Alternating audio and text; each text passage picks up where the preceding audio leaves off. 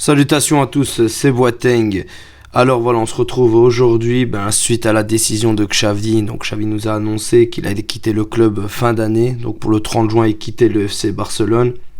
C'est une décision assez dure, mais malheureusement qui était inévitable.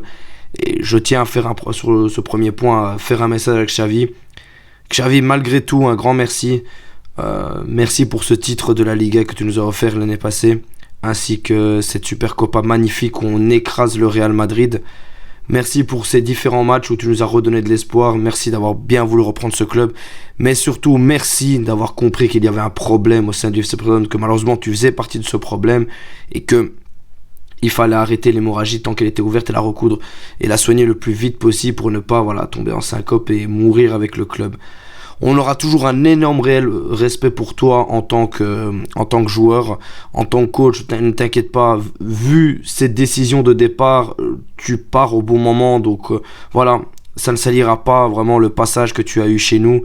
On te remercie vraiment pour cette franchise et malheureusement, comme je l'avais dit dans plusieurs vidéos, je m'étais assez énervé dessus pour dire que tu n'étais plus du tout l'homme de la situation, que tu n'avais pas le niveau pour relever ce Barça qui était plus que malade, mais qui est pourri au niveau du mental, qui n'a plus rien, qui est anéanti, et tu n'étais plus l'homme de la situation du tout. Des choix très très illogiques, beaucoup de mauvais temps de réaction, un jeu inexistant, maintenant la défense qui s'écroule, que l'année passée c'était ton point fort, mais on te remercie malgré tout cela vraiment pour tout ce que tu as fait, d'avoir accepté ce défi parce qu'on te réclamait, on voulait que tu puisses rejoindre le club, que tu puisses réellement prendre la barque et vraiment prendre tous les rênes et surtout essayer de nous offrir la victoire. Tu nous as offert une Liga qu'on n'avait plus depuis 2019 grâce à toi. Et aussi une Super Copa contre, je l'ai dit, le Real Madrid.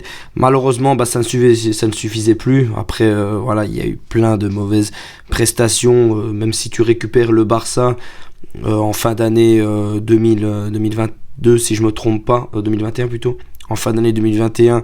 Et malheureusement, tu ne sais pas éviter, tu ne sais rien faire face à l'inévitable. Et tu vas en Europa League. Bon, on a des bons matchs assez faciles contre Galatasaray, contre le Napoli, mais après contre Francfort, ça ne suit pas du tout au niveau du match retour, malgré qu'on ait fait 1-1 à l'aller. À la rigueur, c'est l'Europa League, qu'on s'en moque un peu. On sent qu'il y avait une réelle survie au niveau de la Liga. Tu as réussi à nous ramener à la Ligue des Champions, avec Koeman, qu'on n'aurait peut-être pas eu du tout. Et après, se commence cette année 2022-2023 où il y a du recrutement. Tu nous permets de faire venir Lewandowski, tu nous permets de faire venir des joueurs comme Jules Koundé, Christensen, Kessié. Des très bons joueurs. Rafinha, par ton nom, il faut dire ce qu'il y a, c'est par ton nom que ces joueurs sont venus. Bien évidemment, on a dû faire appel à plusieurs leviers économiques, mais c'est par ton nom qu'on a pu se permettre d'avoir ces joueurs, et ça on t'en remercie grandement. Un autre coach n'aurait pas pu nous amener tous ces joueurs. Ça, on est tous d'accord à ce niveau-là. Mais on te remercie réellement aussi pour cette Liga que tu vas nous chercher, même si on sentait que le jeu du Barça petit à petit commençait vraiment à devenir de plus en plus ennuyeux, avec de moins en moins de solutions, avec se reposer beaucoup sur les individualités. Et on a eu beaucoup de sauvetage, comme l'image du match face à Osasuna, comme le match face à Valencia, et tous ces matchs où on marque à la dernière minute qui nous permettent de gagner de la Liga, ou alors le match contre le Real Madrid où on leur met 12 points avec le goal de Kessié. Tout ça a permis t'a permis d'avoir accès à ta Liga, cette Liga bien méritée. Et après, évidemment, il y a le reste qui n'a pas suivi par rapport à la Ligue des Champions. Malheureusement, tu as été frappé par les blessures, et les blessures n'ont pas permis malheureusement de tenir face au Bayern Munich. Le match aller contre l'Inter de Milan, ok, on pourrait dire qu'on se fait voler sur 2 pénaltys non sifflés, ou un qui est incontestable, le deuxième, je laisse le bénéfice du doute, mais dans le milieu de terrain, on s'était fait manger, on n'avait pas nos joueurs, on n'avait pas nos meilleurs joueurs, mais bon, ce n'est pas une excuse. Et au match retour, on leur offre le match carrément, où tu mets Piqué, où c'est une grosse erreur, Piqué qui se fait avoir par Barella dans son dos en pensant qu'il est hors jeu, il n'y a pas du tout. Et après, c'est tout, c'est quand on fait ce 3-3, où là, à ce moment-là, le match est terminé, la qualification est terminée, et on sait que on est éliminé, on le sait à ce moment-là. Et On sait on arrive en Europa League, on tombe contre une grosse équipe de Manchester United l'année passée. Juste après cette super Copa où tu nous sors ton 4-4-2 magique, honnêtement, où il y a un réel apport au niveau du milieu de terrain, où le pressing est excellent, où on mange le Real Madrid, on ne leur laisse aucune chance, et on pense réellement avoir trouvé la bonne composition d'équipe dans les gros matchs. Mais voilà, ça a fait vraiment le taf. Contre l'Atlético Madrid, ça avait fait le travail. Contre Manchester United, malgré quelques changements de problématiques et surtout des blessures, ça a vraiment fait le travail au match aller. On devait gagner ce match, malheureusement, vu qu'il y avait un manque d'efficacité offensive, ça se paye cash. Mais la défense tenait bon. On avait une défense qui était très très positive et très très solide. Et c'est ce qui nous permettait de réellement tenir dans les grosses rencontres, ou dans les rencontres surtout au niveau national. Mais ça n'a pas suffi. Ça n'a pas suffi pour aller prendre par exemple la Copa, où on gagne 1-0 à l'aller miraculeusement avec une équipe complètement remaniée, et puis on arrive au match retour où on rate, et cette efficacité offensive fait que malheureusement on perd ce match 4-0, la première humiliation que tu subis. Malgré ce 4-0 l'année blanche où tu arrives, où il y a une réelle leçon qui est donnée à Ancelotti. Et puis la défaillance, on commence une nouvelle saison, donc la Champions, voilà, on fait le taf face au Porto, même si Porto rate beaucoup, mais on fait le taf grâce à encore des individualités. On gagne 5-0 face à l'Antwerp, on gagne 5 buts à 0 face au Real Betis. Donc on se dit, voilà, on commence très bien la saison. On commence très bien avec des nouveaux joueurs comme Gundogan, Joao Félix, Joao Cancelo. On se dit, ça va être la bonne saison, ça va le faire. Mais c'est pire que tout. Mentalement, les joueurs sont atteints à un point que on ne suit plus. Des joueurs comme Araujo deviennent de plus en plus catastrophiques. Koundé était horrible sur le terrain, au lieu qu'on sait que c'est un très bon joueur de base, et il n'y a plus rien qui suit, plus rien. C'est une catastrophe. Je vais pas revenir sur tous les échauffourées qu'on a rencontrés à travers cette saison, mais en tout cas la stat qui est affligeante, c'est que je pense qu'on a 40 buts encaissés, 46 buts encaissés.